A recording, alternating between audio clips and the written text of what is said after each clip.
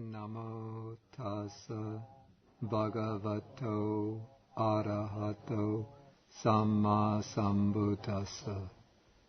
Namo tassa bhagavato arahato sammasambuddhassa. Namo tassa bhagavato arahato sammasambuddhassa. Good evening, everyone. Okay, we are continuing now with the study of the Sammādiṭṭhi Sutta, the discourse on right view. This is Sutta number 9 in the Majjhima Nikaya. And we are in the section of the discourse in which Sāriputta, the venerable Sāriputta, has been explaining the sequence of steps in the formula of dependent origination, paticca samuppada. And we have been taking these steps back one by one. The last time, for the sake of convenience, I reversed the explanation, the sequence of the explanation, and I went from the 6 sense bases up to contact, and from contact to feeling. And then we know that feeling is the condition for craving. So now we have to go back to the 6 sense bases and take its condition.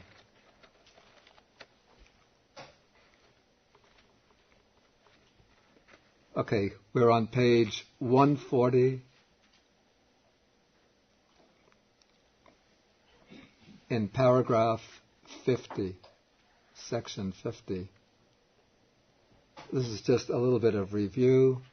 It says, what is the sixfold base, or more naturally you could say the 6 sense bases? What is the origin of the 6 sense bases? What is the cessation of the 6 sense bases? And what is the way leading to the cessation of the 6 sense bases? Okay, these are the 6 sense bases: the eye base, ear base, nose base, tongue base, body base, and mind base. Okay, then with the arising of mentality, materiality, this is namarupa, there is the arising of the sixfold base. With the cessation of mentality, materiality, there is the cessation of the sixfold base. And the way leading to the cessation of the sixfold base is the Noble Eightfold Path. Okay, so now we have the 6 sense bases, and these 6 sense bases arise with the arising of namarupa, mentality, materiality, or we can also translate this expression as name and form. Okay, before we go into the explanation how name and form, mentality, materiality is the condition for the 6 sense bases, let us come to the next section of the sutta, which gives the explanation of mentality, materiality. Okay, so after the Venerable Sāriputta gave this explanation, then the monks expressed their appreciation in paragraph 52.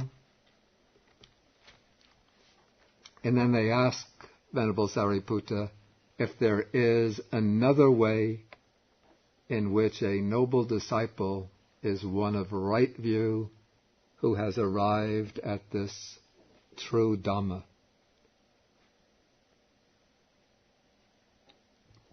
Okay, so Venerable Sāriputta says, there is And then he explains, when a noble disciple understands mentality, materiality, the origin of mentality, materiality, the cessation of, let me use the Pali, the cessation of nama-rupa, and the way leading to the cessation of nama-rupa, in that way he is one of right view, who has arrived at this true Dhamma.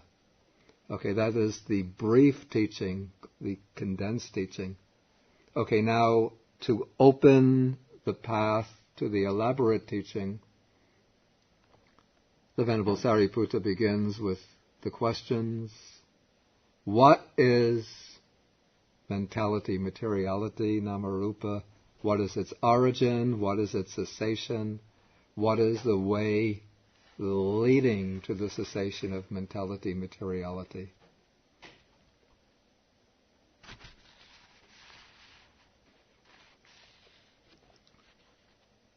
Okay, before I go into this explanation, I should give a little background explanation of this term, nama-rupa.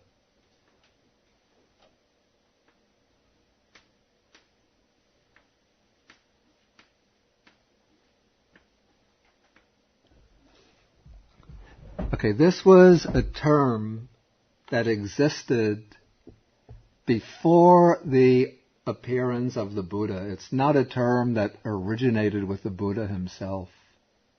It was already a term used by the Brahmins. Occurs in the Upanishads, one of the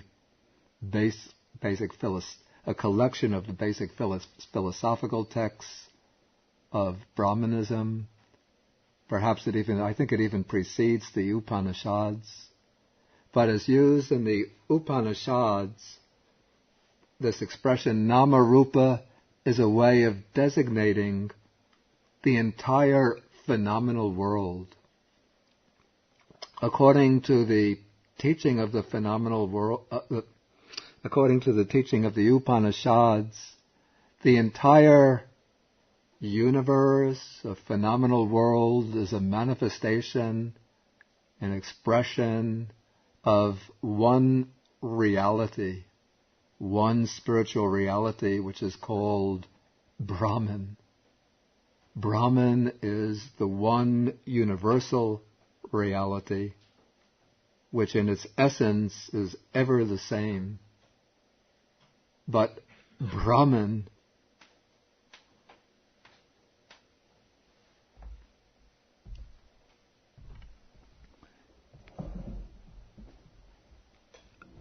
appears as differentiated into many, many different things. These are the differentiated phenomena of the world.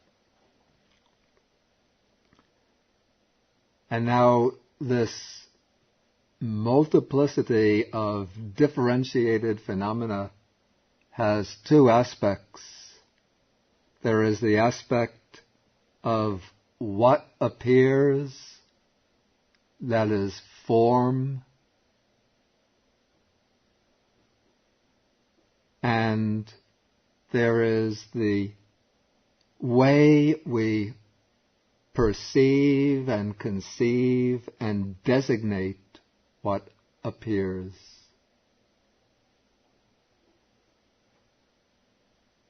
What appears is called rupa, and the perceiving, conceiving, and designating of what appears is nama. And so when a person appears to me, say, Venerable Shinsheng, his form of the body that appears, that would be form. All the shape of the body, color, and so on. But then, when I perceive the form and then assign a name, Venerable Shinsheng, that is name. Or apply to inanimate things, we have here an object. Let's take something a little more complex. Something here which is square-shaped, black, gray, and white. Okay, so the way that appears to me, okay, that is rupa. Then there comes the designation of it.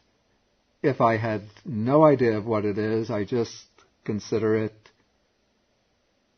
a shaped object. Not quite a cube, what would you call this? Anyway, a strange shaped object. But since I know what it is, then there comes the designation, a recorder, an Arcos recorder. So that is the appearance, is rupa. The designation of it, that is nama. That is in the Brahminic philosophy. It's not really Hinduism, because Hinduism is a phenomena that comes later, much later than Buddhism. But this is the philosophy of the Upanishad that derives from the Vedas and the Upanishads. And it was current in the time of the Buddha, even though to my mind, there's no evidence that the Buddha had any kind of detailed knowledge of the Upanishads themselves. But these terms and expressions were part of the culture of the period. Okay, now the Buddha, as he did so often, took up or picked up this expression and gave it a meaning that was in conformity with his own philosophical teaching. And let us see how the Buddha assigned a meaning to nama rupa that accorded with his own system, his own teaching. We have the explanation right here. Even though it's Venerable Sāriputta who's speaking, but the actual explanation comes from other suttas spoken by the Buddha. Okay, so what is, now Venerable Sāriputta is going to take the expression nama rupa and break it down into its two components, nama, name or mentality, and form or materiality. Okay, so first we have nama, mentality. What is nama? Feeling, perception, volition, contact, and attention. These are called mentality or name, nama. Before I come to them, I'll go on and take care of rupa. Okay, the four great elements and the material form derived from the four great elements, these are called materiality, matter or form. So, this mentality and this materiality, you take the one, you take the other, join them together, and this is what is called mentality, materiality, or name and form. Okay, now this mentality and materiality are two major aspects of experience.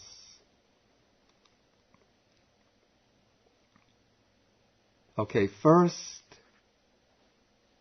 now in the process of experiencing anything, cognizing anything, when we are to give anything a name, that is, to designate anything, to organize the mass of data that flow in through our senses, to organize it into an intelligible whole, there are a number of factors that are basic to every act of cognition. These factors that are basic to every act of cognition, these factors that are present in every act of cognition, these are the factors that make up nama. These are the factors that constitute nama, mentality, or name. Nama is not actually name in the sense of the name Bhikkhu Bodhi, the name Venerable Guocheng, or any other name. But these are the factors that are, you could say, that are essential, indispensable to the act of naming. And it is through the act of naming that we organize, experience, and render it intelligible, meaningful to ourselves.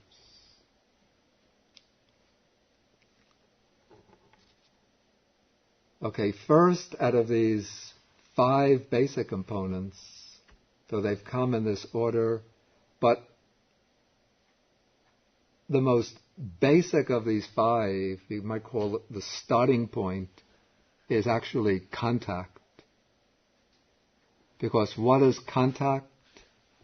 Contact is the coming together of consciousness with an object through a sense faculty.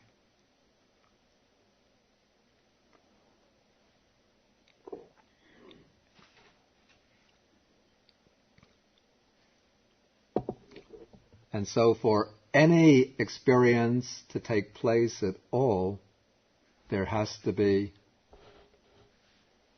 let's say, for any particular experience to take place at all, there has to be a contact with that particular object that is to be the object of that particular experience. Let me repeat that. For any particular experience to take place at all, there has to be a contact with that particular object that is to be the object of that particular experience.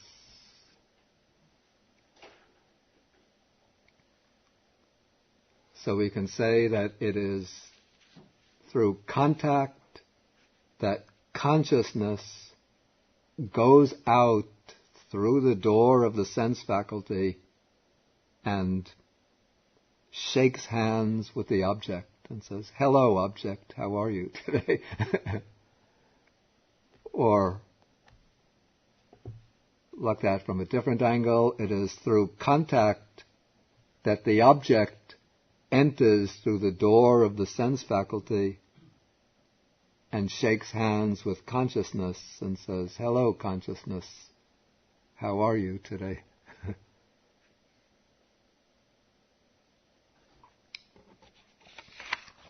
Would you like to buy a new car? Would you like to subscribe to this magazine?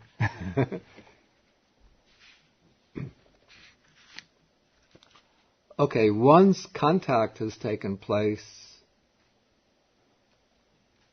then through contact, the mind adverts to the object. That is, there is a turning of the mind to that object. That turning of the mind to the object is what is translated here as attention. The Pali word is manasikara, which here, the word manasikara, literally it has the sense of making in the mind. Manasi, what case is it? What case?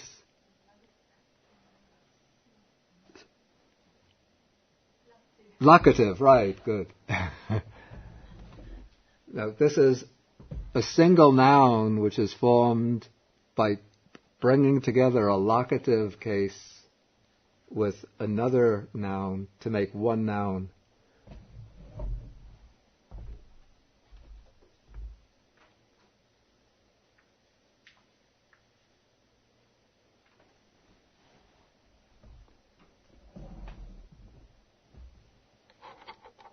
Okay, so manasikara is, could say, doing in the mind, making in the mind, or maybe we could put it into better English by saying bringing to mind.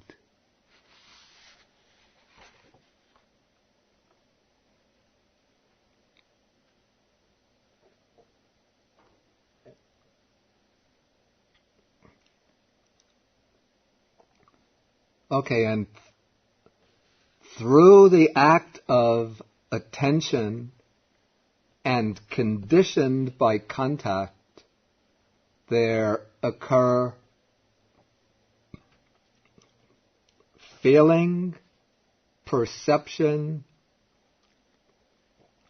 and initially there'll be even a very slight volition as ways of experiencing the object.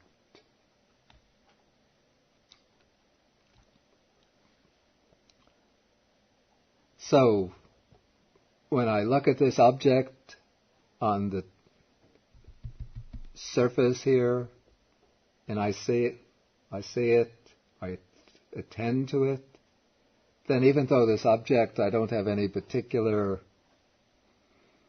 strong feelings about it, but there'll be some feeling. In this case, it will be a neutral feeling. The feeling will not be particularly prominent. There'll be some, in this case, perception will be more prominent, since I'm sort of grasping the features of the object, trying to size it up, figure out what it is.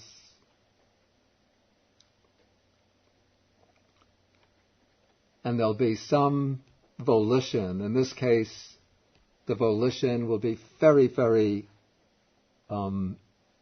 slight, recessive, because if I don't know what it is, then I really don't know what to do with it. If it's an object that I'm going to use, for example, when I perceive the cup with the drink in it, then I have the intention to take a drink, then the volitional component in that, even in the act of perceiving the cup, will be more prominent. And with each act of consciousness, each act of perception, perceiving the cup, the volition will become stronger and stronger until it's motivating me to lift my hand and take the cup. In which case the volition becomes the dominant factor out of these five. And so we have to recognize that these five are present in every occasion of experience. But on different occasions of experience, one or another will be more prominent. Sometimes feeling is more prominent, especially when we experience strong pleasure or strong pain. Sometimes perception is more prominent when we are intent on noting or observing the characteristics of things. Sometimes volition is more prominent when we are concerned with doing things, accomplishing things.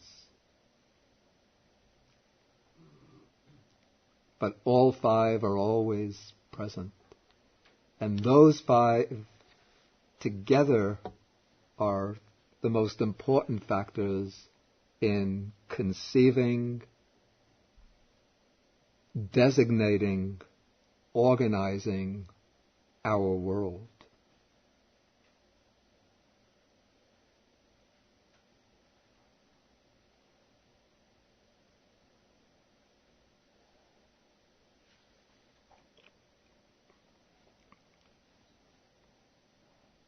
Okay, this is mentality, or nama, name. Then we come to rupa, form, or materiality.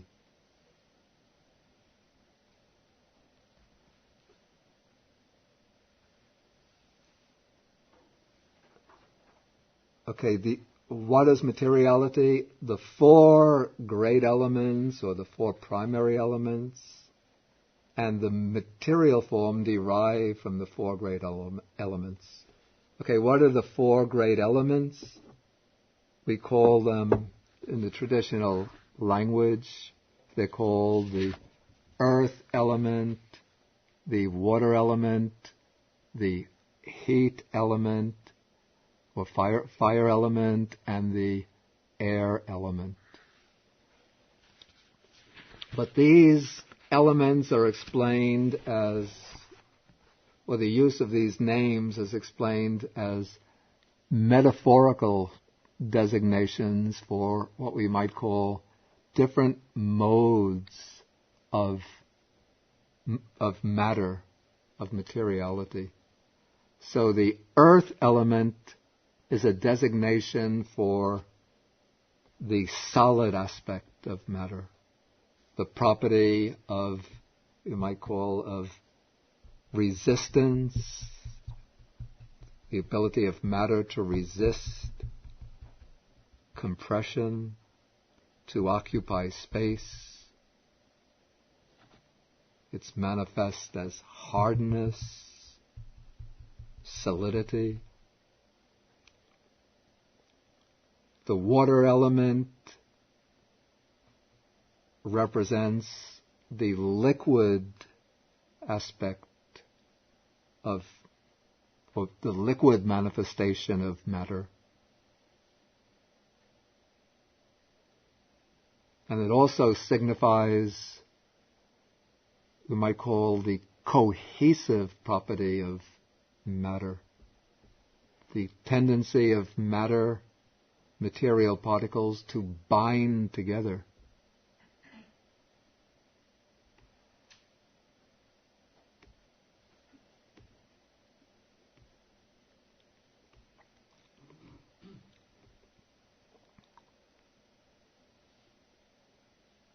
Okay, the fire element represents the property of heat.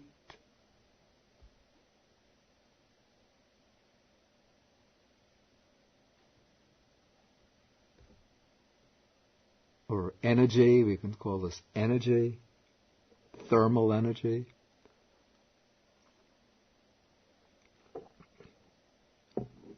And the air element represents the property of distension and contraction.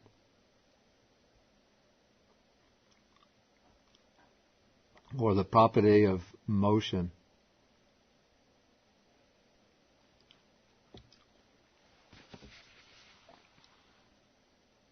Okay, these are the four primary elements. Then there are said to be types of material form that are derived from the four great elements.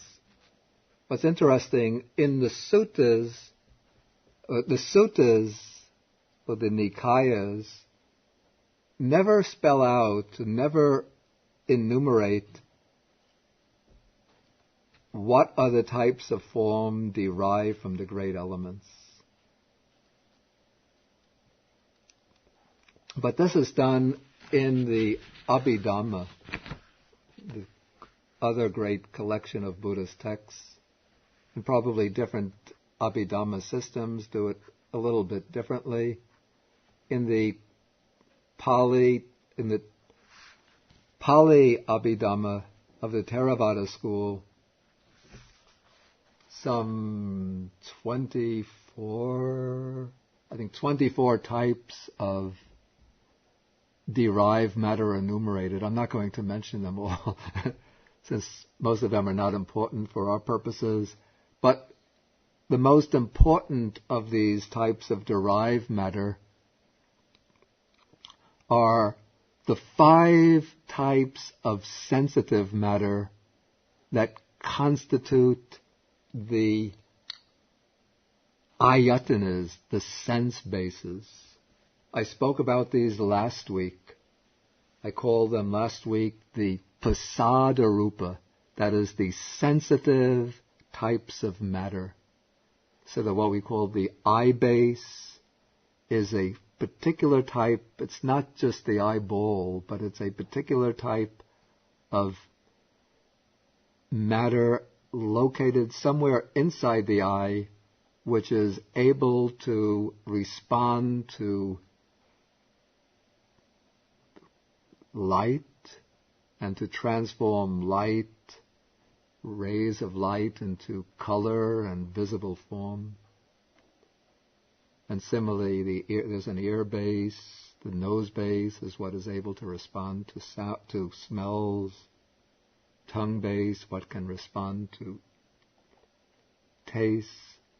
The body base is not the whole physical body, but the sensitive parts of the body that respond to tactile sensations. So those are 5 types of sensitive matter. Then there's said to be 4 types of the sense objects, the 4 sense objects. That is, visible form is a derived matter. It's not one of the primaries, but it appears based upon the primaries. Sound is another. Smell is another.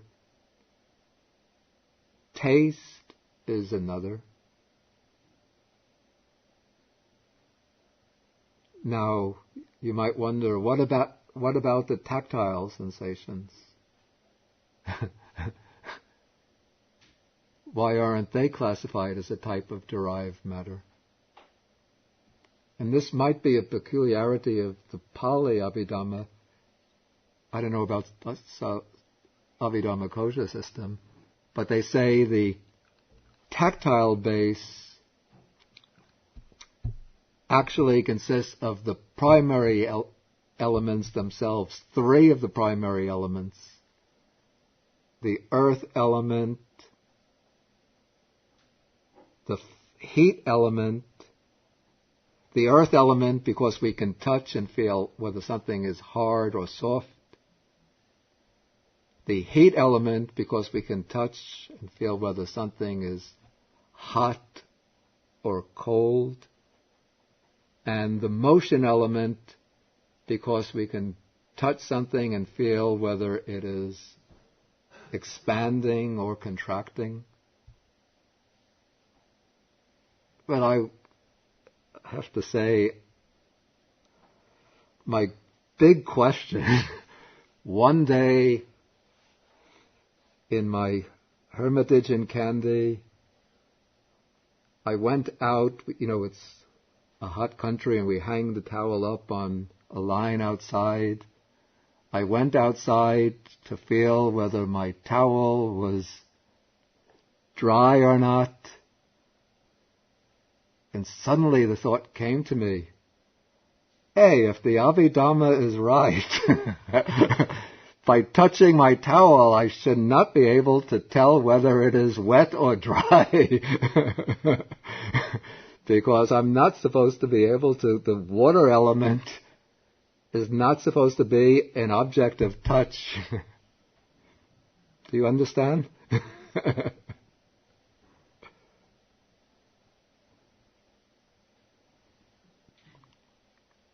It's said that the water element you're supposed to know by inference, but it's not a direct object of touch.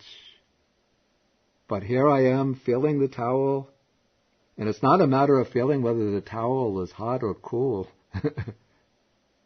but there's a distinct tactile sensation of wetness. So anyway, that is besides the point. So, in the Theravada Abhidhamma, the wetness, or the water element, becomes an inferred type of secondary matter, derived matter. It's not a direct object of touch.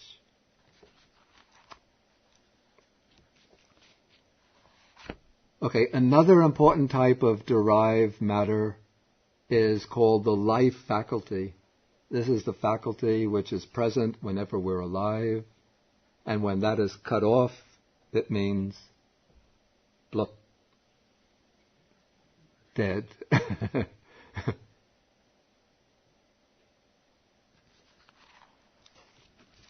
Okay, so taking these primary types of matter and secondary types of matter or derived matter, putting them together, they're all called materiality or form.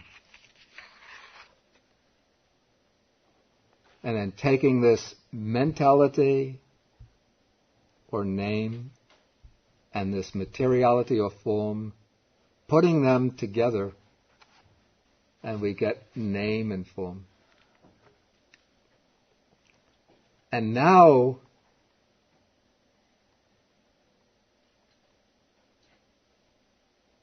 maybe I should, before we go further, maybe I should just ask if there's any questions. I want to come to the explanation of how name and form and namarupa is the condition for the six sense bases. But before I get into that, I'll just ask, are there any questions on the explanation of name and form, namarupa? Does it imply that non-sentient beings don't have name and form? A good question. Non-sentient beings are form, have form. Let's say a non-sentient being would consist of the four primary elements, and they would have various types of the derived matter. They would have, of course, they have color. They have non-sentient beings. Non-sentient objects. Okay, non-sentient objects would have color, they will have smell, they will have taste, and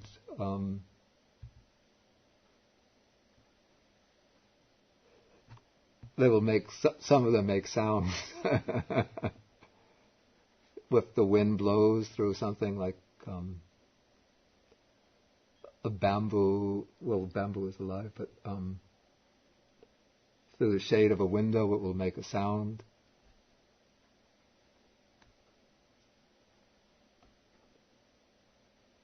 Yeah, so it's just form. There's no mentality, no perception, no feeling.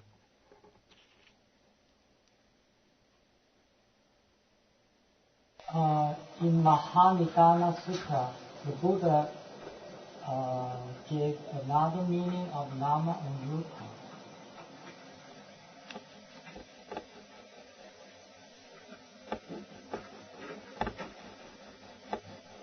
I don't think he gave another. Consciousness depends on nama and rupa and nama and rupa depends on consciousness. Yeah. But I didn't Yeah. And the Buddha goes on to say, suppose it is during the time of conception. So this kind of nama and rupa, it seems to me, is not the definition. Okay, yeah, that's an important point. Yeah, an important point almost that I overlooked, and that is the primary reference here of nama. It's not so much external objects as having the form, but it is the form of our own body. So what's meant by the rupa, primarily the internal form.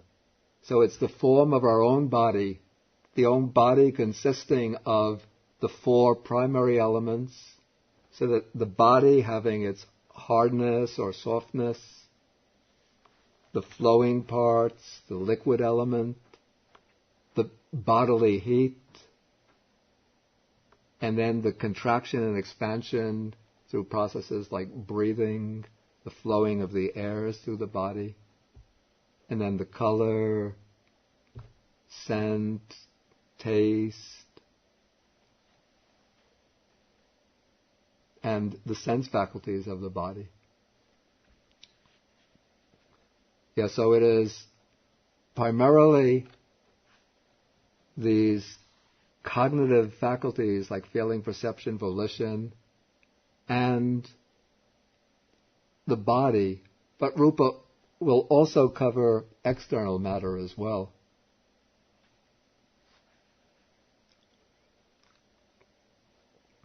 It's not a different definition, but it's just that I overlooked to mention that the rupa is that nama rupa is primarily referring to the individual considered as a material body consisting of the four elements and derived matter, together with the functioning of these mental components.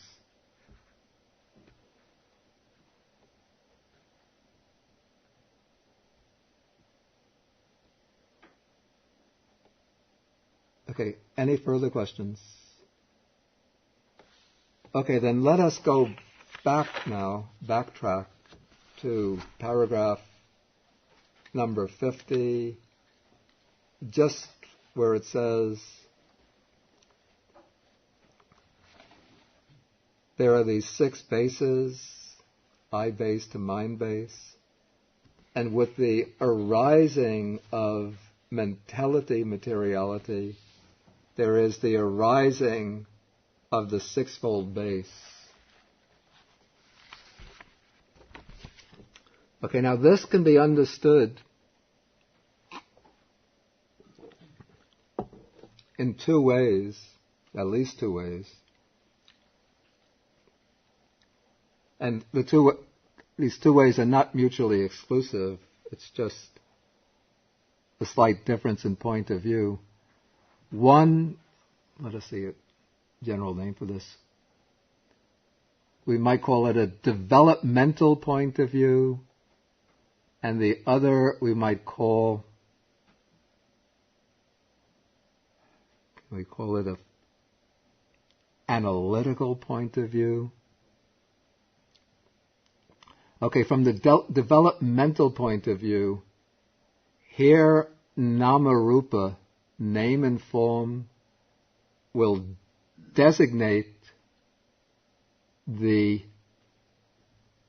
I call it the psychophysical organism, the mental and bodily organism that has taken conception in the mother's womb, in the case of a human or animal birth, mammalian birth, and is starting to develop. And as that psychophysical organism develops,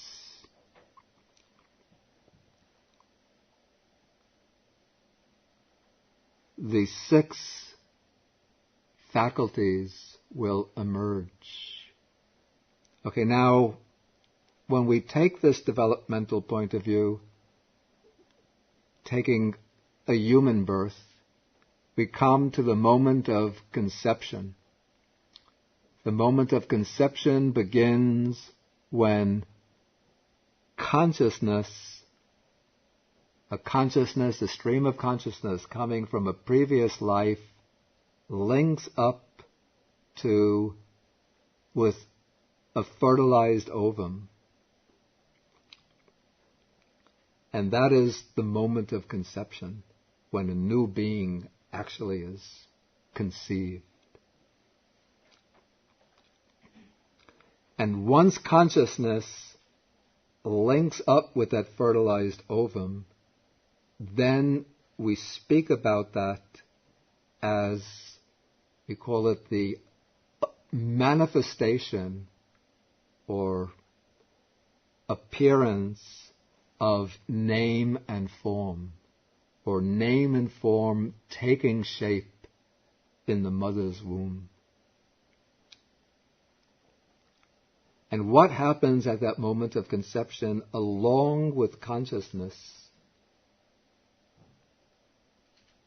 When consciousness links up with the fertilized ovum, that ovum, the physical ovum, becomes the body of the being that is to be born. And that body then is the rupa in the nama-rupa complex. And that fertilized ovum will then consist of the 4 great elements, and it will have certain types of derived matter. Of course, it will have color, it will have some scent or odor, it will have a taste, it will have the life faculty,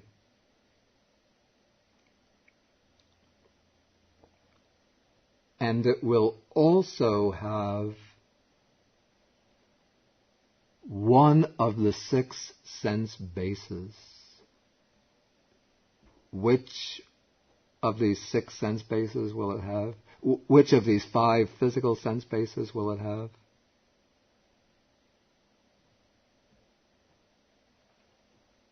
One of them it has. This is the fertilized ovum at the moment of conception. Wait, one of the 5 physical sense bases.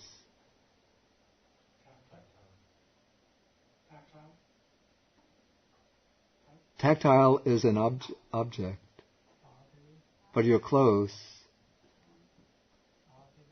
What is it? It's the body base. The kaya-ayatana, the body base. Of course, that little one-celled organism, now dividing maybe 2, 4 cells, it has the body base so that it is sensitive to sensations.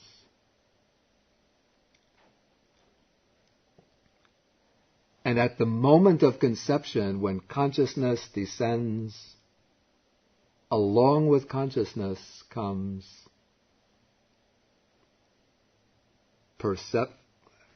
feeling,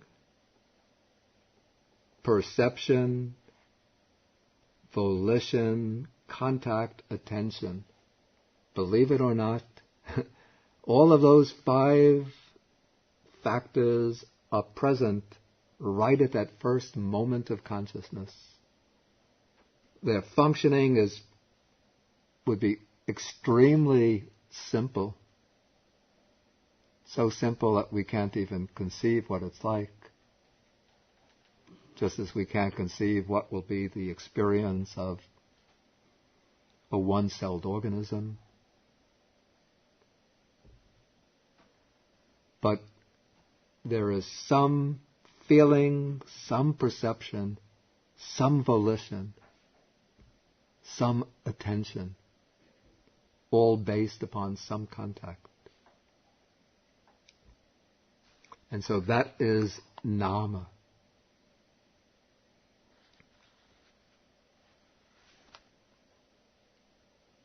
Okay, and then as the organism goes on developing over the weeks, I don't know, like the time scale, weeks and months, and the cells start to differentiate, then there will appear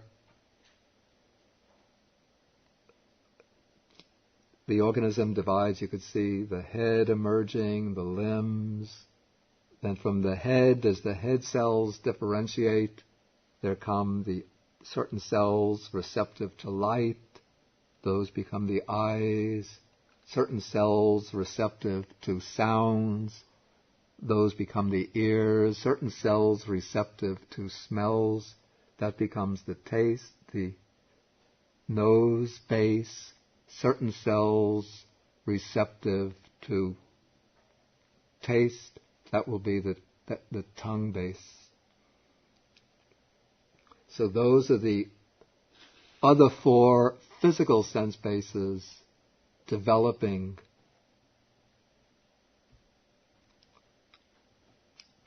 Based upon the original rupa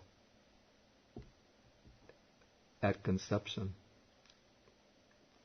Then at conception, that consciousness that descends, that becomes the mind base. The first, that very simple stream of consciousness, that becomes the mind base.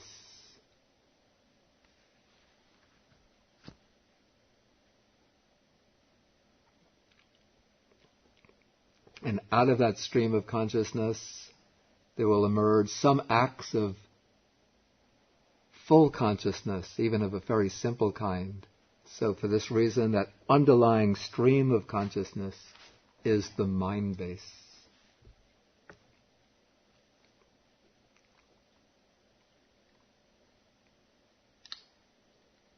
And so in this way we say that with the arising of Namarupa, there is the arising of the sixfold base. And if Namarupa is cut off, say in the mother's womb, if it doesn't develop, then there is the cessation of the sixfold base. The six bases don't develop. Okay, that's one way to understand this. This is what I call the developmental way. The other way, what I call the analytical way, is by taking any experience and we see that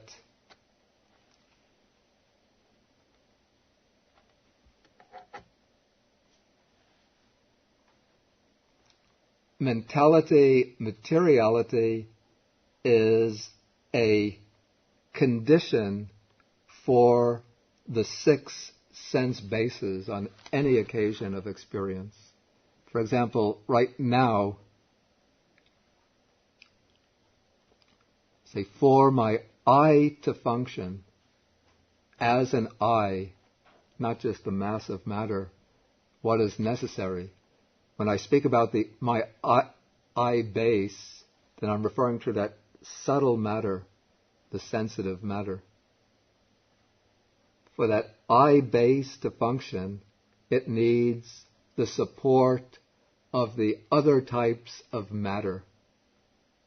So it needs the other types of rupa. For the ear to function, for the ear base to function as an ear base, to be able to hear sounds, it needs the support of the other types of rupa. It needs the support of the four elements. It needs the life faculty.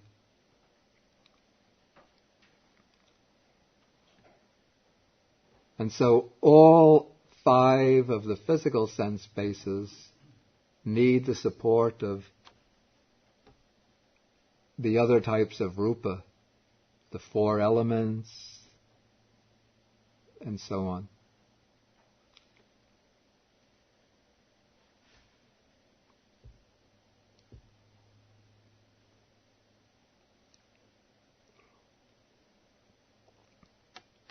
And in rather complex ways, which you can figure out through reflection, even for the sense bases to function as sense bases, they need some contribution from the mental aspect. There should be, it's really the working of perception, feeling, contact, and so on enables the sense bases to continue to function as sense bases.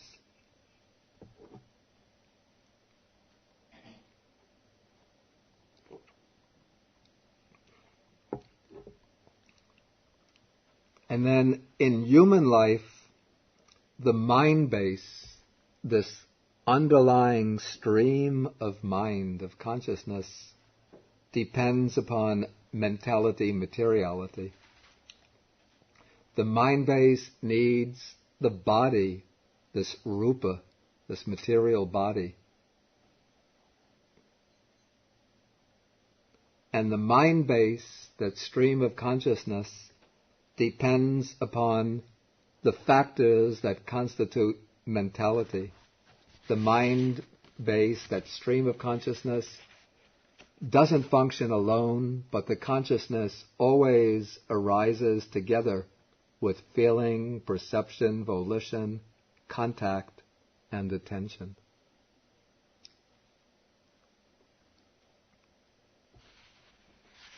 Maybe I'll go through this again next week. The kind of review. Now it's come to 8 o'clock. I know this is rather dense, and I don't want to just rush it, pack it in too quickly.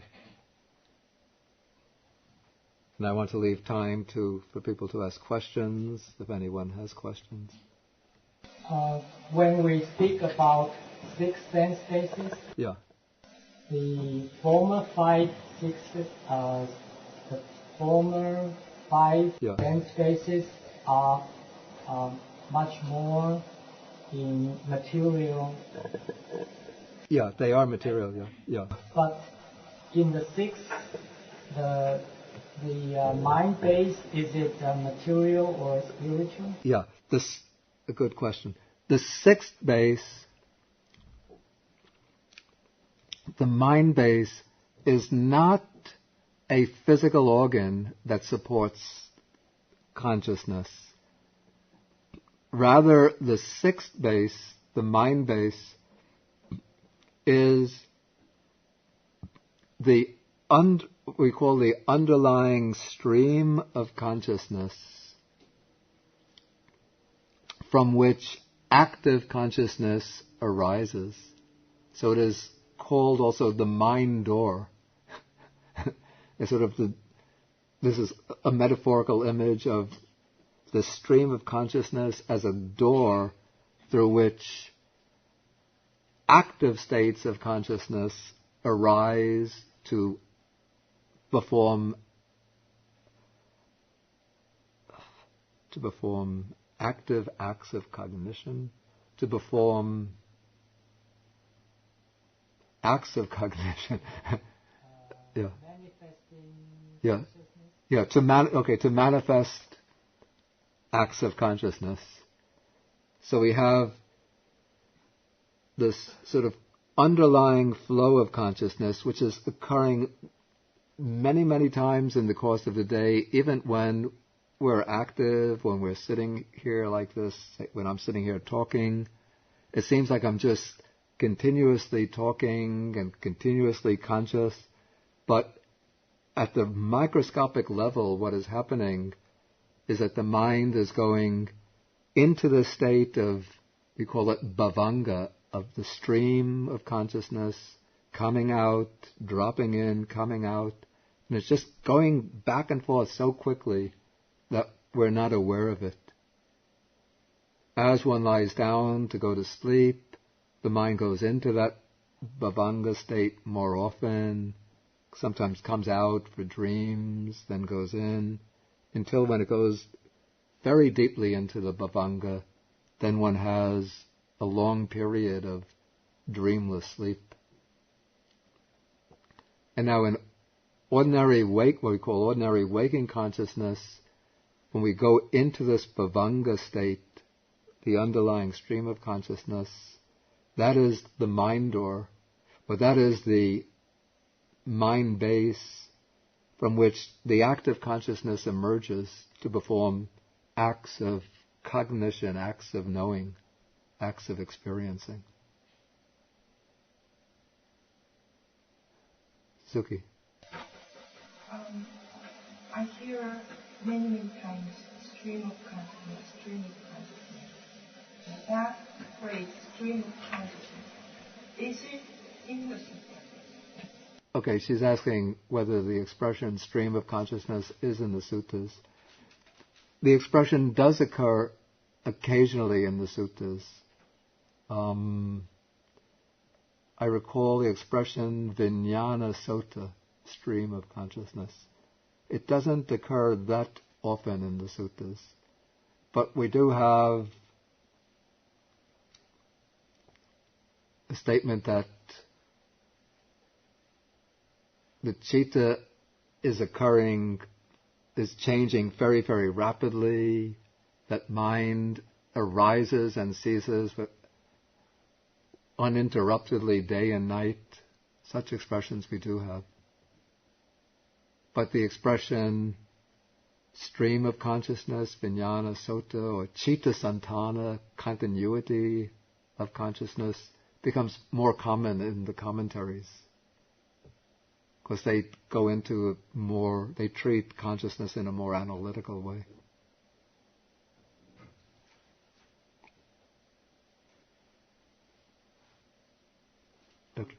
Active fertilization take place even just biologically without the stream of consciousness being involved. Can an act of fertilization take place biologically without the stream of consciousness being involved? And would a living being then arise from that act of fertilization? That is the question. The question I'm asking. Oh, well, and what I'm asking is that, yes, suppose that a living being arises. I'm thinking of contemporary technology of cloning and in vitro fertilization.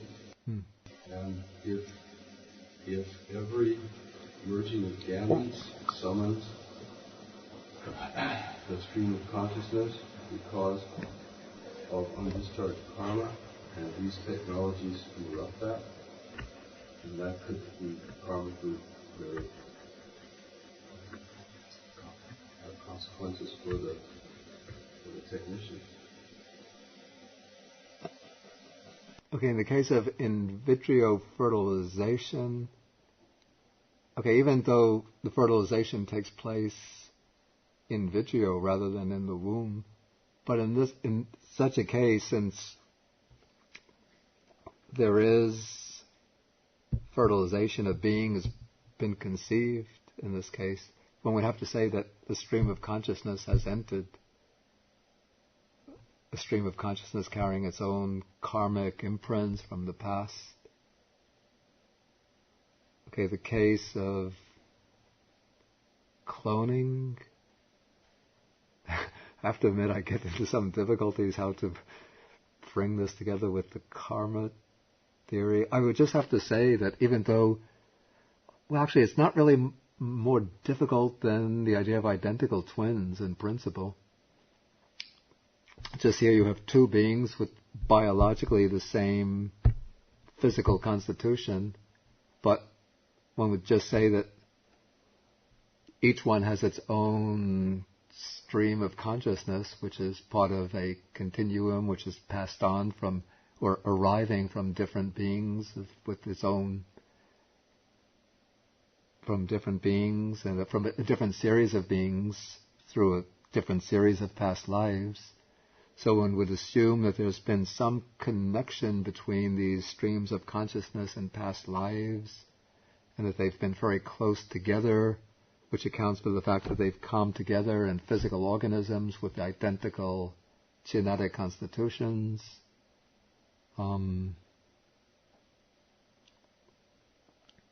Yeah.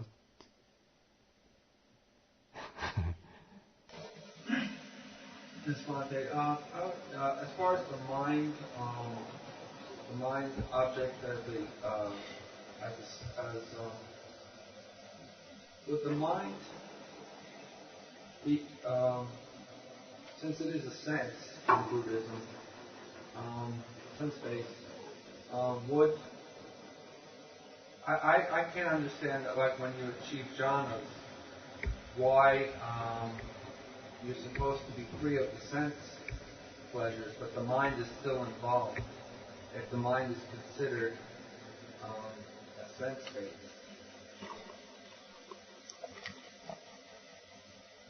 I don't see the problem here. The mind is able to function without dependence upon the physical senses. Doesn't seem to be any more of a problem than why one can go to sleep when one is in a sleep, the dreamless sleep. So there is like a separation between the five senses and the sixth sense of the mind. Yeah, that is very possible, yeah. It's just that in sleep, the mind is going below the level of ordinary sense function, whereas in the development of jhana, then one is moving the mind above and away from the sense functions.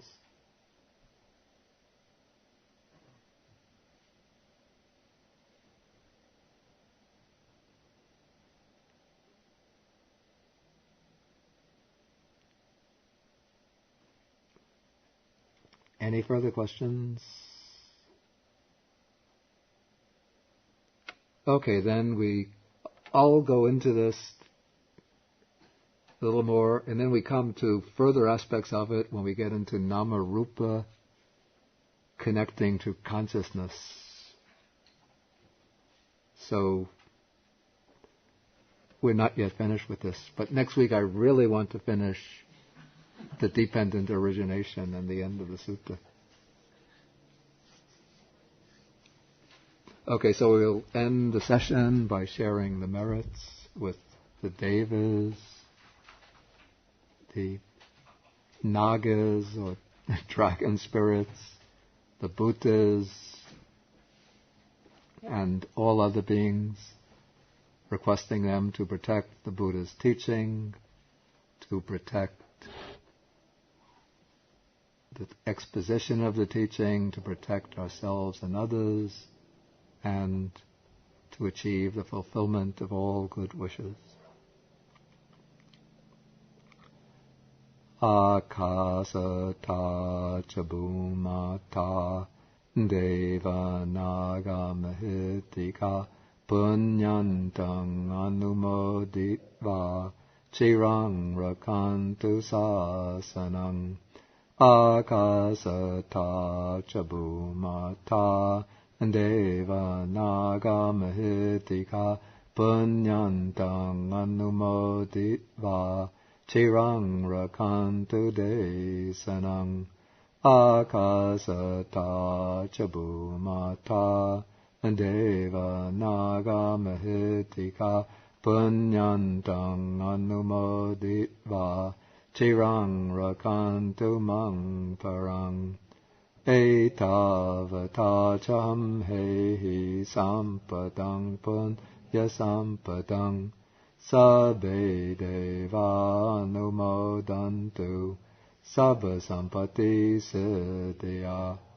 Etavata cham hehi sampadang punya sampadang sabbe bhuta anumodantu sabba sampati siddhya. Etavata cham hehi sampadang punya sampadang Sabbe sata anumodantu. Sabba sampati siddhya.